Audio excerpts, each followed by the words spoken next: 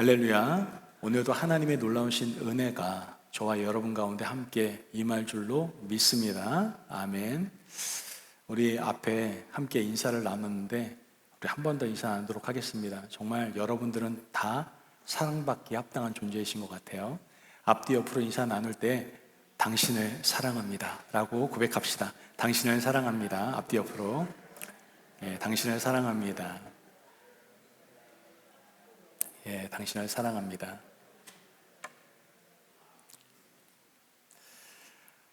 오늘 우리는 31주년 창립 감사 예배를 드리고 있습니다. 31년 동안 지켜주시고 보호하시고 인도하신 하나님께 진심으로 감사와 영광을 올려드립니다. 정말 모든 것이 다 하나님의 은혜였습니다. 제가 부임한 지가 벌써 이제 10년째인데요. 얼빙에서부터 이 파머스 브랜치까지 올 때까지 교회 이전하는 모든 과정과 모든 성도님들과 함께 걸어온 모든 신앙의 여정, 이 모든 것이 다 하나님의 은혜가 아니고서는 설명할 수가 없다라는 것을 고백할 수밖에 없습니다. 정말 하나님께 감사드리며 또한 함께 묵묵히 힘든 일도 많았잖아요. 그죠? 어려운 일도 참 많으셨을 텐데 그 얼마 되지 않은 인원들이 그냥 십시일반 그냥 마음을 모아가지고 교회를 세워나는데 얼마나 힘들었습니까? 그럼 신앙의 여정을 걸어오신 모든 성도님들께 진심으로 다시 한번 감사를 드립니다. 자, 그렇다면 여러분에게 질문 하나 던지면서 말씀을 함께 나누도록 하겠습니다. 자, 오늘 아침에 여러분 어떠한 마음으로 이 자리에 나오셨습니까? 어떤 마음으로 오셨어요? 습관처럼 주일이니까 몸이 반응을 해요? 반응해가지고 교회에 나오신 겁니까? 아니면 오늘 너무 은혜 받을 게 기대가 된다, 사모해, 그런 마음으로 교회에 나오셨습니까? 아마 어떤 분은 오늘 교회 창립 31주년이래, 다른 날은 안 가도 이날은 가야지 그러면서 나오신 분, 의무감에 나오신 분이 있을지도 모르겠습니다. 그러나 여러분 기억하셔야 될 것은 예배는요, 단순히 일주일에 한 번 드리는 종교적인 의무가 아니다라는 겁니다. 예배는요, 하나님과 동행하는 삶의 중심입니다. 우리는 예배 안에서요, 우리 자신을 발견할 수 있을 뿐만 아니라 우리가 어떻게 살아가야 되고 어떠한 방향을 향해서 나아가야 되는지를 우린 예배를 통해서 알 수가 있게 된다라는 것이죠. 오늘 본문을 보면요, 이 골로새 교회들이요, 지금 굉장히 심각한 문제에 직면하고 있습니다. 어떤 문제가 있었냐면 어떤 거짓 교사들이 나타나서 이렇게 가르치는 거예요. 그리스도만으로는 부족해. 좀 더 높은 영적 경험도 필요하고 천사들도 숭배해야 되고 엄격한 금욕생활 너 좀 해야 돼. 이렇게 가르치고 있었다는 것이죠. 이 거짓 교사들이 지금 뭘 가르치고 있는 겁니까? 그리스도 플러스를 가르치고 있는 거예요. 그리스도로는 뭔가 부족하니까 더하기가 필요하다는 거죠.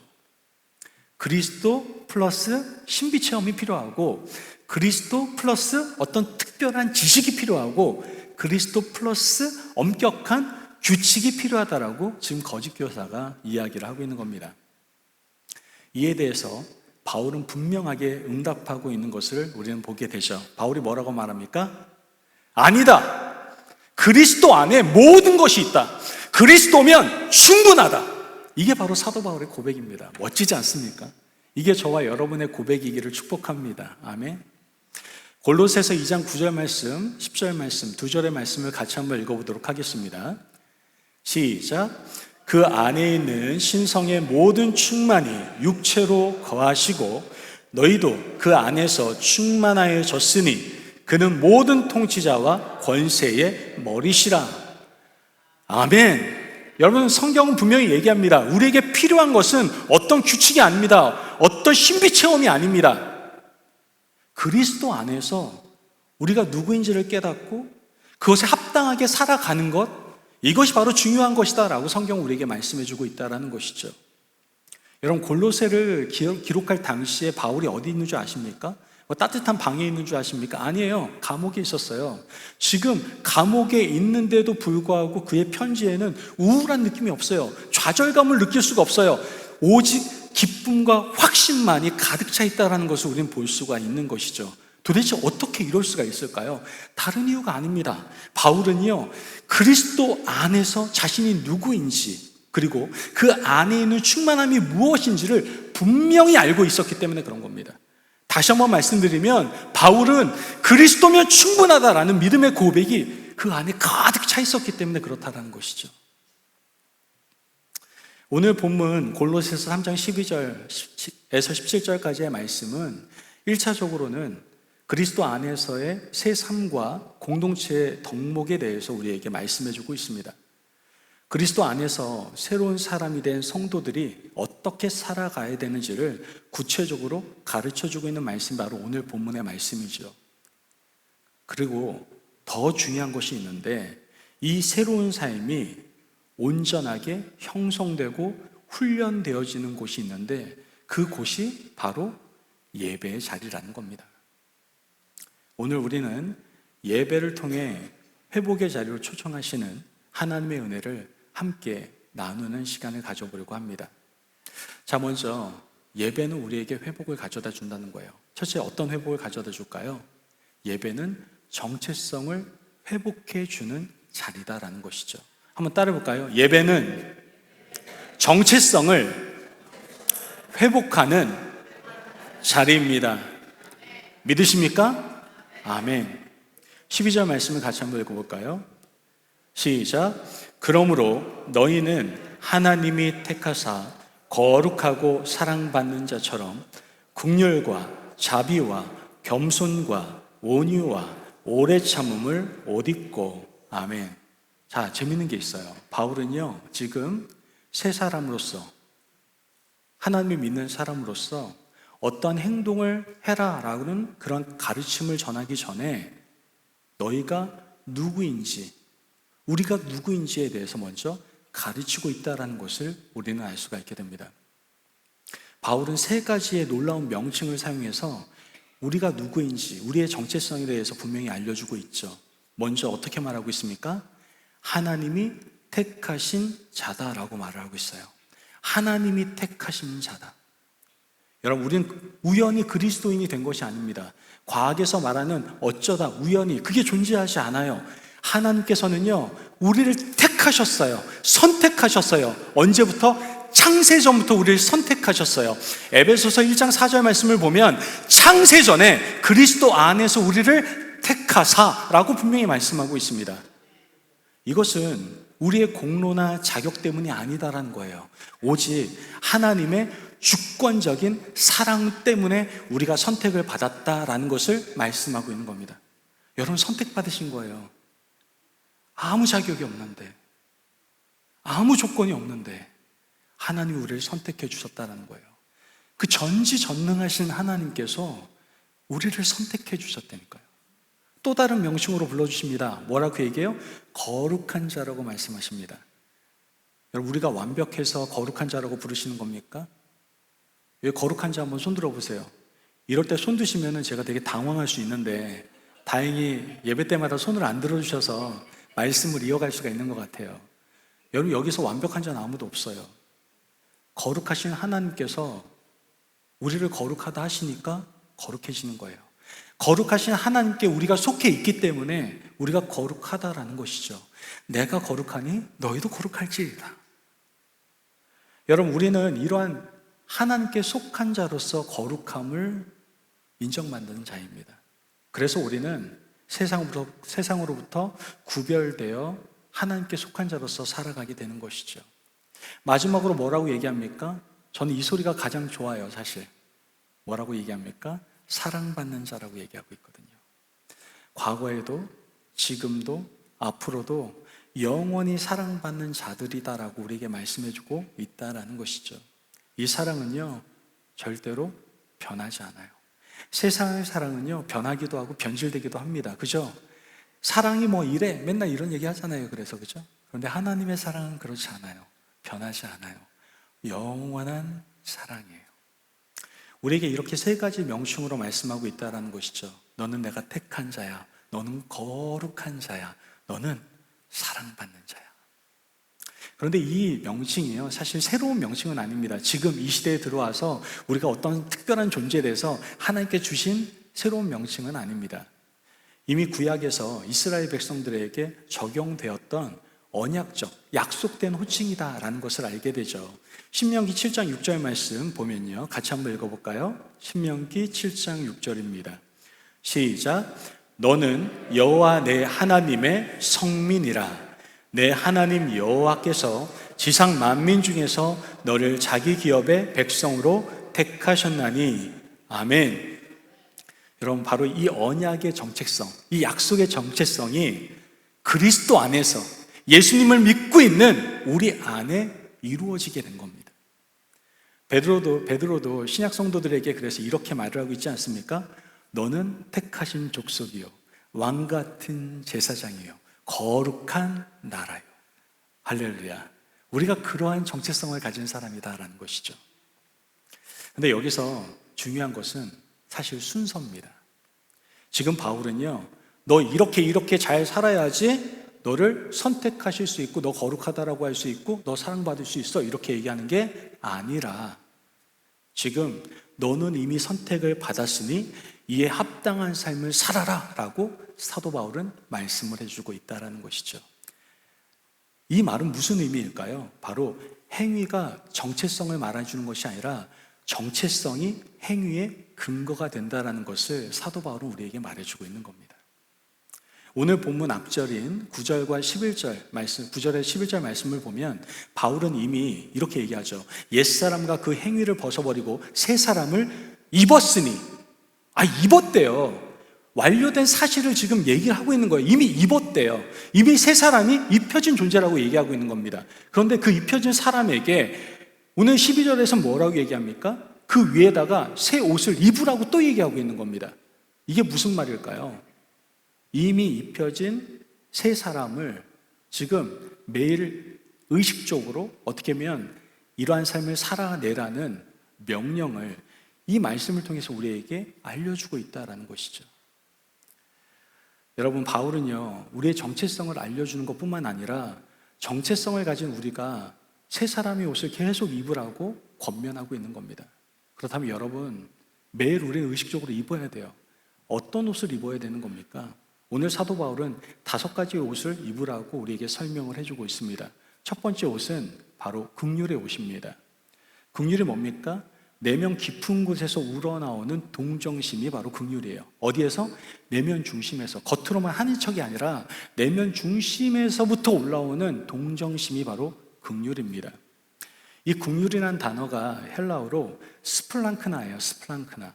이 스플랑크나라는 단어는 창자라는 단어예요. 창자. 여기서 좀 의아하지 않습니까? 아니, 긍휼이라는 그 깊은 단어와 창자?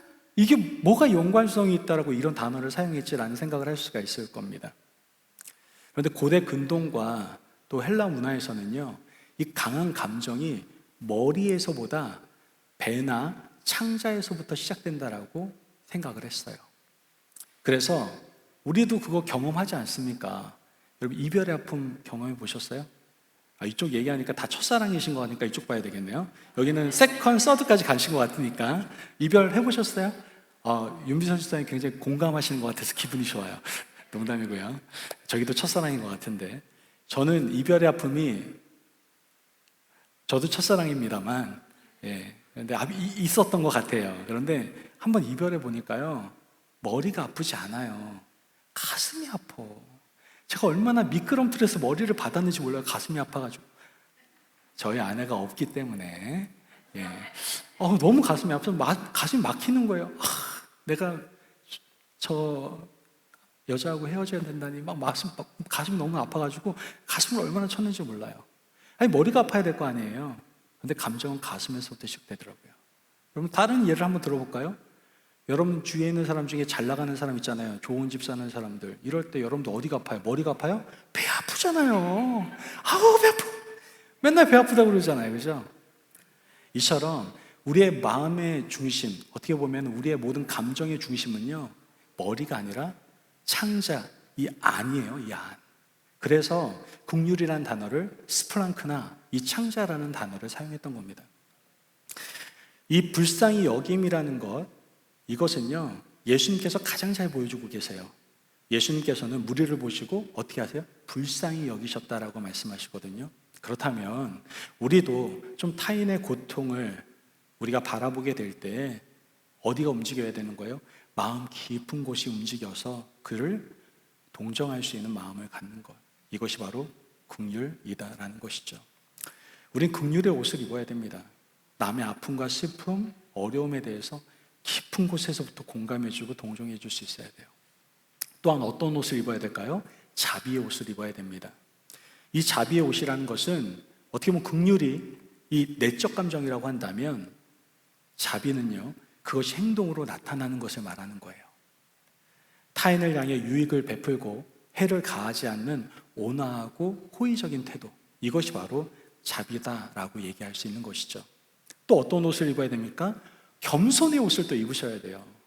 우리가 정말 정체성을 분명히 알고 살아가는 사람이라고 한다면 겸손의 옷을 입으셔야 돼요. 예수님께서는 빌립보서 2장에 뭐라고 얘기하냐면은 자기를 비워 종의 형체를 가지시고 죽기까지 순종하셨으니라고 얘기하거든요.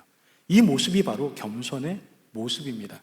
우리 이러한 예수님의 겸손의 모습을 보면서 그걸 표준 삼아서 겸손해질 수 있어야 됩니다. 또한 어떤 옷을 입어야 됩니까? 온유의 옷을 입어야 돼요. 온유예요. 온유는요, 약함이 아니라 통제된 힘을 얘기하는 겁니다. 우리 온유를 얘기하면은 비굴해지는 걸 얘기해요. 착한 굉장히 연약함 이런 느낌을 받는데, 여러분 온유는요 절대로 약함이 아니에요. 통제된 힘입니다. 능력이나 권세가 있음에도 불구하고 그것을 파괴적으로 사용하지 않고 절제하는 상태, 그것이 바로 온유입니다. 그래서 모든 능력과 권세를 가신 예수님께서 뭐라고 말씀하십니까? 나는 마음이 온유하고 겸손하니라고 말씀하시지 않습니까? 여러분 그 옷을 우리 입어야 돼요. 좀 겸손하셔야 돼요. 여러분 능력이 없다는 게 아니라 여러분 다 능력 있으세요. 겸손하셔야 돼요. 겸손의 옷을 입으셔야 돼요. 마지막으로 무슨 옷을 입어야 됩니까? 오래 참음의 옷을 입으셔야 돼요. 오래 참음. 쉽게 분노하지 않고 오래 참는 태도를 말하는 것이죠.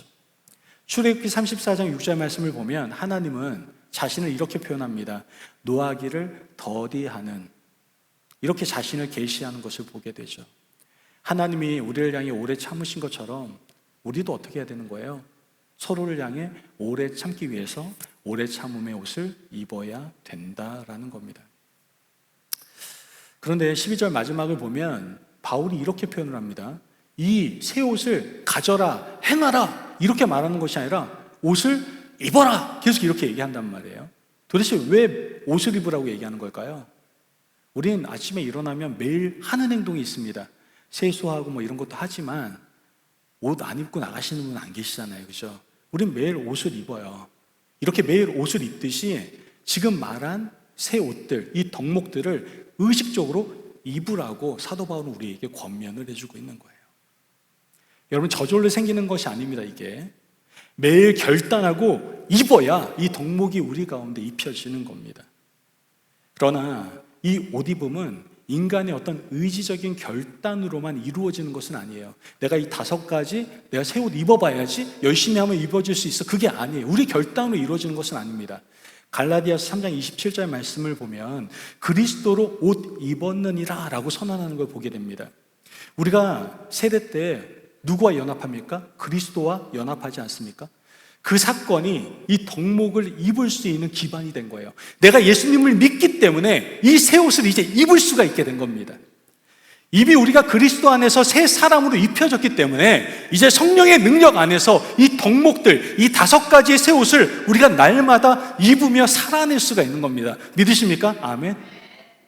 더 나아가 이어지는 13절 말씀에선 이 덕목을요 구체적으로 적용하고 있는 것을 보게 돼요. 어떻게 적용하고 있습니까? 13절 말씀을 같이 한번 볼까요? 13절 같이 읽겠습니다. 시작. 누가 누구에게 불만이 있거든 서로 용납하여 피차 용서하되 주께서 너희를 용서하신 것 같이 너희도 그리하고. 아멘. 아멘이 잘 안 나오신 이유가 우리 용서를 싫어하거든요. 그죠? 여러분 서로 용납하라, 피차 용서하라고 분명히 말씀하고 있어요. 그런데 이 용서의 근거가 뭡니까? 여러분들의 어떤 분량입니까? 용서해 줄 수 있을 만한 넓은 마음이 여러분들의 어떤 근거가 됩니까? 용서의 근거? 아니에요. 오늘 말씀에서는 주께서 너희를 용서하신 것 같이, 즉 그리스도의 용서가 우리 용서의 척도가 돼야, 기준이 되어야 된다는 것을 말씀하고 있는 겁니다. 여러분, 예수님께서 우리를 얼마나 용서하셨습니까? 우리가 죄인 되었을 때, 우리가 원수 되었을 때, 아무 자격이 없을 때 이미 용서하셨습니다. 우리의 공로와 어떤 조건 상관없이 우리를 영원히 완전히 용서해 주셨습니다. 그것을 누리는 시간이 바로 이 사순절 기간이에요. 마태복음 18장을 보면 이렇게 용서를 받은 우리가 똑바로 해야 된다는 것을 강조해서 말씀해 주고 있어요. 마태복음 18장에 무자비한 종의 비유가 나오지 않습니까? 어떤 얘기입니까? 10,000달란트를 탕감받은 종이 100데나리온 빚진 자를 용서하지를 않아요. 그랬더니 주인이 어떻게 합니까? 책망을 합니다. 책망을. 이 얘기의 요지는 뭡니까? 하나님께 용서받은 자가 형제를 용서하지 않는다면 이건 모순이다, 이거 말도 안 되는 일이다, 이걸 말씀하시는 거예요. 즉 정체성을 회복한 자, 구원받은 성도가 형제를 용서하지 않는다면 이건 잘못된 것이다라는 걸 우리에게 분명하고 명백하게 말씀해 주고 계시는 겁니다. 우리가 그리스도의 용서를 받은 자라고 한다면 그 용서를 삶 가운데 흘려보낼 수 있어야 된다는 것이죠. 여러분, 우리는 한 주간을 살면서 정체성을 늘 잃으며 살아가는 것 같습니다. 그 이유는 우리가 살아가면서 직장에서 좀 실패하고 실수하면 이런 생각 하잖아요. 나는 정말 무능한 사람이다, 난 가능성이 없나 봐, 이렇게 생각을 하게 되고, 또 관계성에서 상처가 생기면은 어떤 느낌 받으세요? 나는 사랑받지 못할 사람인가 봐, 뭐 이런 생각하지 않습니까? 어떻게 보면 세상의 성공과 실패가 자신의 가치를 증명하는 것 마냥 우리는 살아가고 있다는 겁니다. 저도 목회를 하면서 언제나 긍정적인 생각만 하며 살아가는 것은 아닐 겁니다. 저도 연약한 인간이잖아요. 그러다 보니 부정적인 생각이 들 때가 있을까요? 없을까요? 있어요. 열심히 하거든요. 열심히 하는데도 뭔가 잘 풀리지 않고 그럴 때에는 나 안 되나 보다, 정말 안 되나 보네. 이 강대상 앞에서 제가 노래, 이렇게 세상 노래 부르면 안 되는데 가끔 이 노래 불러요. 제가 강대상에서는 아니고 저 혼자 고민할 때,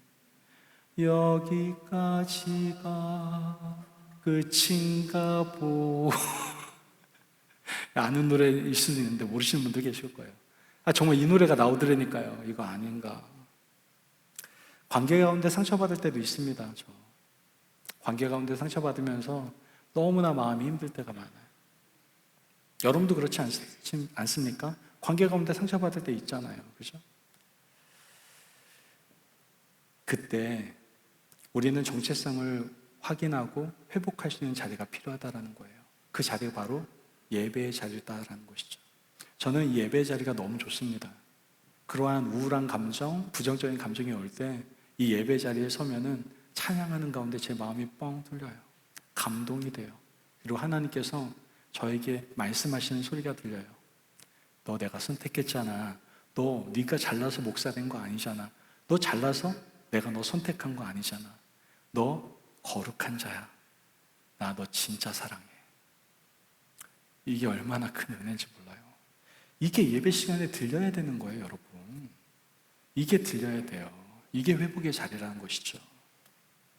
흐릿해진 정체성을 회복하는 자리. 너는 하나님이 택하신 자다. 너는 거룩한 자다. 너는 사랑받는 자다.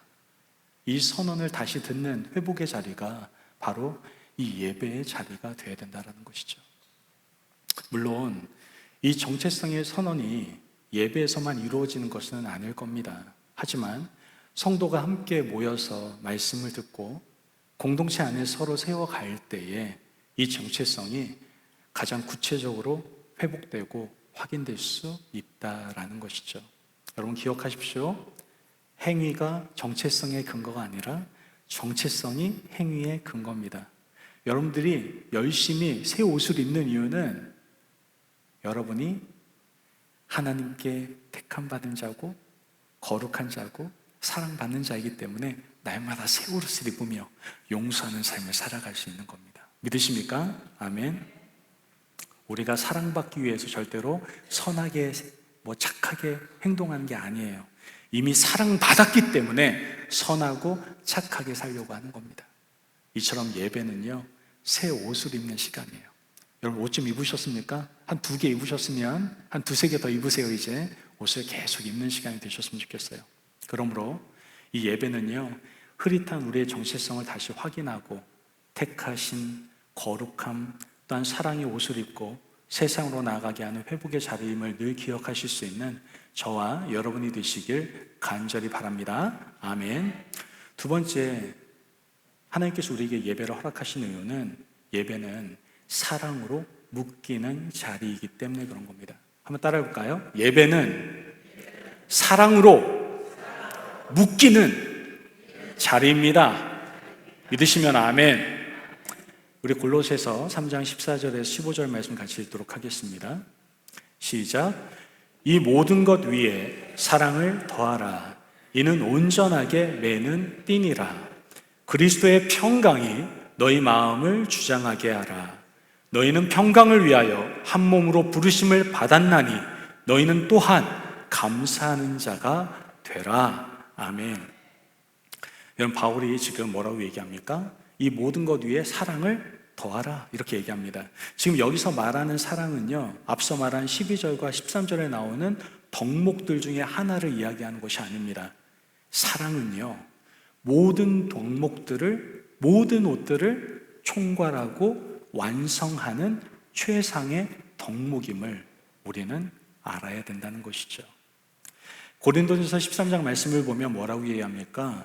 바울은 사랑이 없으면 방언, 예언도, 지식도, 믿음도, 구제도, 순교도 어떻다? 다 무익하다라고 얘기합니다.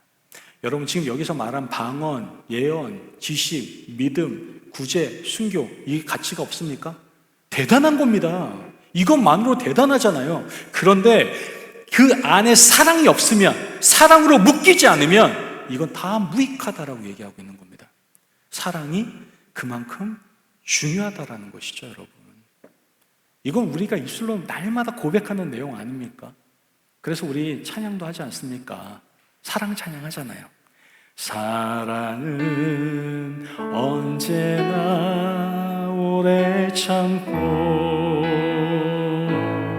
사랑은 언제나 온유하며, 사랑은 시기하지 않으며,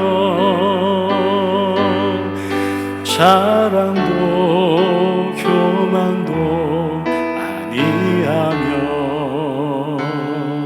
사랑은 모든 걸 감싸주고 바라고 믿고 참아내며, 사랑은 영원토록 변함없네. 믿음과 소망과 사랑은 이 세상 끝까지 영원하며, 믿음과 소망과 사랑 중에 그 중에 제일은 사랑이라. 아멘. 이렇게 왕곡을 다 부르면 보통은 박수를 쳐주는데 우리는 안 하나요? 감사합니다. 네. 이게 사랑입니다. 사랑. 사랑을 보면 모든 덕목들의 최상의 덕목임을 우리가 찬양을 부르면서도 알 수가 있게 되는 것이죠. 이 사랑이 뭐라고 얘기합니까? 온전하게 매는 띠라고 사도 바울은 우리에게 말을 해주고 있는 겁니다. 즉 사랑이 다른 덕목을 묶어 완전하게 해준다라는 것이죠. 여러분 고대 근동에서는요 허리띠가 필요했습니다. 아까 우리 어린아이들 맨 처음에 초동들 들어오잖아요. 촛불 켜기 위해서. 그때 긴 옷 입지 않습니까? 그거 다 흘러내리잖아요. 그래서 아이에게 허리띠를 이렇게 해주거든요. 그 허리띠를 얘기하는 겁니다. 사랑이 바로 그 허리띠다라는 것이죠. 여러분 사랑이 없으면 긍휼은 도와주는 척하면서 우쭐대는 마음이 될 수 있습니다. 자비는 위선이 될 수 있고 겸손은 자기 비하가 될 수 있으며 온유는 비겁함이 되고 오래 참음은 체념이 될 수 있습니다. 그런데 사랑이 띠처럼 모든 덕목을 묶어준다면 그것은 완전한 그리스도인의 성품으로 아름답게 형성될 수 있다라는 것이죠. 그것이 바로 사랑의 힘입니다. 사랑은 우리의 모든 다름과 갈등을 묶어서 하나로 만들어준다라는 것이죠. 교회 공동체가 그렇지 않습니까? 우리 너무나도 다릅니다. 똑같은 얼굴도 다 다르잖아요. 얼굴만 다릅니까? 나이도 달라, 성격도 달라, 배경도 달라, 취향도 달라, 얼마나 다른지 모릅니다. 그런데 우리에게는요 한 가지 공통점이 있어요. 그것은 우리 모두가 그리스도의 피로 산 자들이다라는 것이죠. 그리스도께서 우리를 위해 죽으셨다는 그 사실이 바로 우리를 너무나 다름에도 불구하고 하나로 묶어줄 수 있는 힘이 되는 겁니다.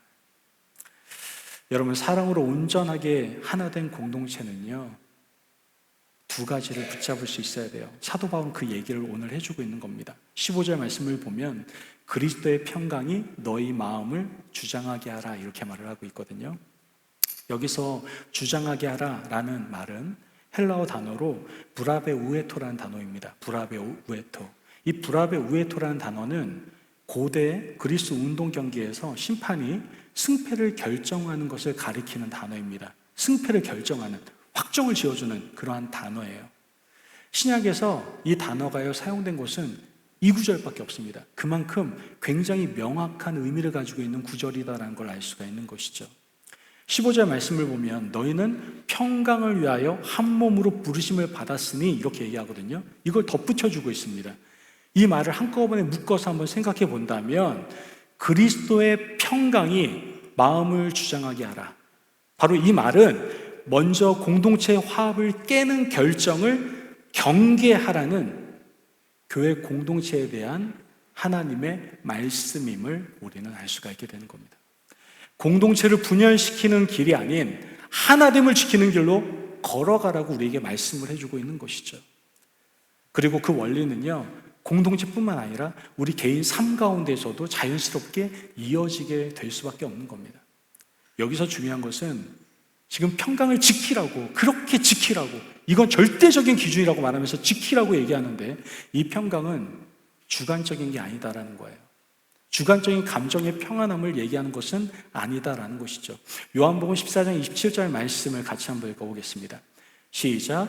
평안을 너에게 끼치노니 곧 나의 평안을 너희에게 주노라. 내가 너희에게 주는 것은 세상이 주는 것과 같이 아니하니라. 너희는 마음에 근심하지도 말고 두려워하지도 말라. 아멘. 여러분 세상의 평안은요 뭐에 따라 좌지우지 될까요? 환경과 상황에 따라 좌지우지가 됩니다. 돈이 있으면 평안하고 없으면 불안하고. 남자들은 진짜 심해요. 여성분들은 그걸 좀 초월하신 것 같은데 남성들은 주머니 얇아지면요 불안해요. 저 그러냐고요? 저는 처음부터 돈이 없어서 별 상관은 없어요. 근데 불안해요. 남자들 주머니에 돈이 없으면. 건강하면 평안하고 건강 잃으면 불안합니다. 관계가 좋으면 평안하고 관계가 나쁘면 불안하죠. 그런데 여러분 그리스도의 평강은요 외적 상황에 따라서 흔들리지 않습니다. 이 평강은요 십자가와 부활에 근거하고 있기 때문에 흔들리지 않는 평강이다라는 것이죠. 로마서 1장 말씀은 이렇게 말을 합니다. 로마서 5장 1절 같이 읽어볼까요? 시작. 그러므로 우리가 믿음으로 의롭다 하심을 받았으니 우리 주 예수 그리스도로 말미암아 하나님과 화평을 누리자. 아멘.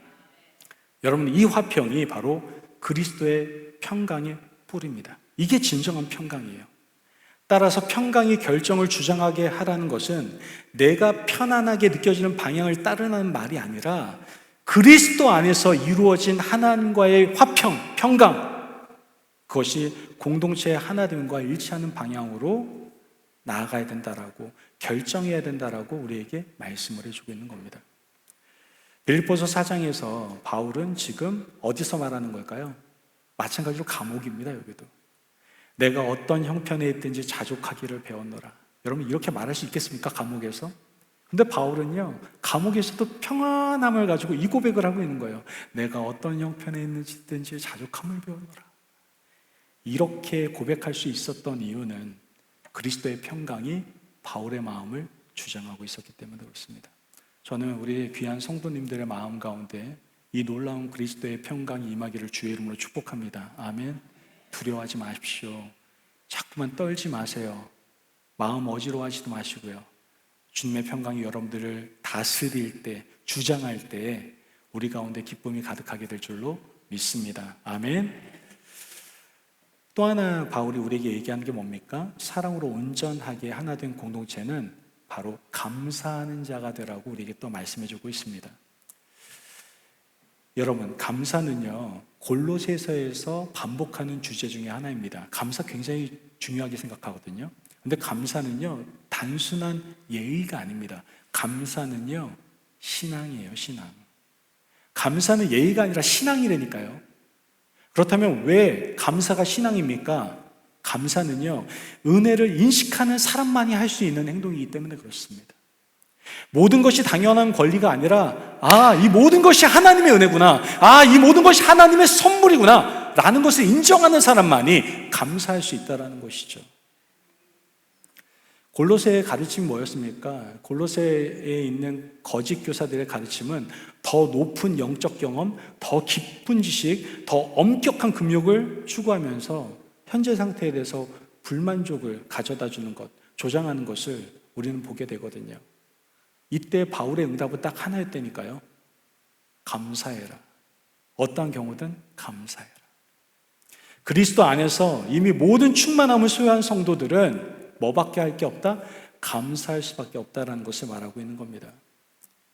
어떤 성도님이 저에게 물어보시는 게 한 번이 아니에요. 매번 물어봐요. 목사님 힘드시죠? 어려우시죠? 힘들까 어려울까요? 힘들고 어렵죠. 당연히, 그죠? 제가 그래요. 힘들죠. 관계 때문에도 힘들고 목회하는 것도 어렵고 힘들죠. 그런데 저는 힘들고 어렵다라는 것이 불행한 건 아니에요. 저는 행복하고 감사합니다. 이렇게 얘기해요. 여러분, 할 수 있다니까요. 감사는요, 신앙이에요. 하실 수 있어요. 여러분, 예배라는 것은 한 몸인 우리가 사랑으로 묶이고 그리스도의 평강이 우리의 마음을 주장하며 감사하는 자로 함께 서는 바로 회복의 자리가 예배입니다. 한 주간 세상에서 쌓인 갈등과 분노, 불만과 원망을 좀 내려놓고 사랑과 평강으로 다시 하나가 되는 것, 이것이 바로 예배의 능력이다라는 것이죠. 예배는 사랑으로 묶이는 자리다라는 겁니다. 그러므로 예배는 한 몸 된 우리가 사랑으로 다시 묶이고 그리스도의 평강 아래 감사로 하나 되는 회복의 자리임을 기억하실 수 있는 저와 여러분이 되시기를 주님의 이름으로 축복합니다. 아멘. 여러분, 오늘 우리는 골로새서 3장을 통해서 예배는 회복의 자리다라는 것을 깨닫게 됩니다. 첫 번째 뭡니까? 예배는 정체성을 회복하는 자리예요. 여러분, 오늘 이 시간에 하나님의 음성을 꼭 듣고 그 정체성에 맞는 옷들도 많이 입으시고 돌아가시기를 바랍니다. 어떤 소리 들으셔야 돼요? 너는 택함 받은 자다. 너는 거룩한 자다. 너는 내가 눈에 넣어도 아프지 않는 사랑받는 자다. 그 정체성을 가지고 그 새 옷들을 입으십시오. 긍휼과 자비와 겸손과 온유와 오래 참음의 옷을 덧입고 서로 좀 용서하실 수 있는, 용납하고 용서할 수 있는 우리 임마누엘 교인들 되기를 주의 이름으로 축복합니다. 아멘. 또한 예배는 우리에게 사랑으로 묶기에 도와줍니다. 예배는 사랑으로 묶이는 자리예요. 사랑이 모든 덕목을 완전히 묶게 만들고 그리스도의 평강이 우리의 마음을 주장하게 합니다. 그리고 우리는 한 몸으로 부름받았고 감사하는 자로 세워지게 되는 것이죠. 예배는 바로 이러한 회복의 역사가 있는 자리인 겁니다. 예배를 드리는 가운데 정말 사랑으로 우리 다 하나로 묶이시고 사랑으로 모든 것을 행하시고 평강과 감사함이 회복될 수 있는 저와 여러분이 되셨으면 좋겠습니다. 아멘. 오늘 창립 31주년을 맞이하는 우리 교회, 하나님께서 말씀하십니다. 특별한 신비 체험을 너희들이 해야 된다라고 말하지 않습니다. 하나님은 하나님과의 동행을 말씀하시면서 하나님과의 동행이란 그냥 하루하루 나와 함께 매일 걷는 것이다 라고 말씀을 하십니다. 여러분, 우리에게도 동일하게 지금 이 시간에 말씀하시는 겁니다. 더 엄격한 규칙이나 신비 체험이 우리에게 필요한 것이 아닙니다. 우리는 이 예배의 자리에서 정체성을 회복하고 공동체 안에서 사랑으로 묶여 하나님 앞에 온전히 나아가는 그런 아름다운 예배자의 모습이 우리에겐 필요한 겁니다. 골로새 교회가 혼란에 빠졌던 거짓 가르침이 뭐였습니까? 그리스도 플러스였죠.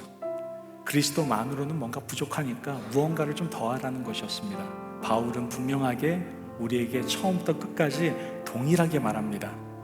골로새서 2장 9절 말씀, 9절에 10절 말씀 우리가 아까 처음 읽었죠. 그 안에 있는 신성의 모든 충만이 육체로 거하시고 너희도 그 안에서 충만해졌으니 이렇게 말씀을 하고 있어요.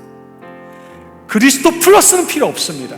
그리스도 안에 우리는 이미 충만합니다. 그리스도면 충분한 겁니다.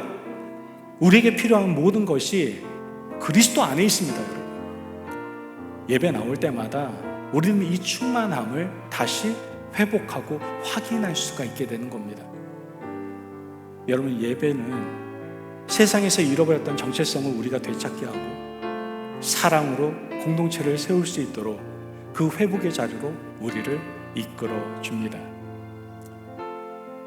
여러분, 이 예배를 통해서 하나님의 놀라운 회복의 은혜가 저와 여러분 가운데 임하시길 주님의 이름으로 축복합니다. 아멘. 오늘 들은 말씀 생각하면서 함께 기도하며 나아가도록 하겠습니다. 하나님, 오늘 시간의 예배는 회복의 자리임을 깨닫게 됩니다.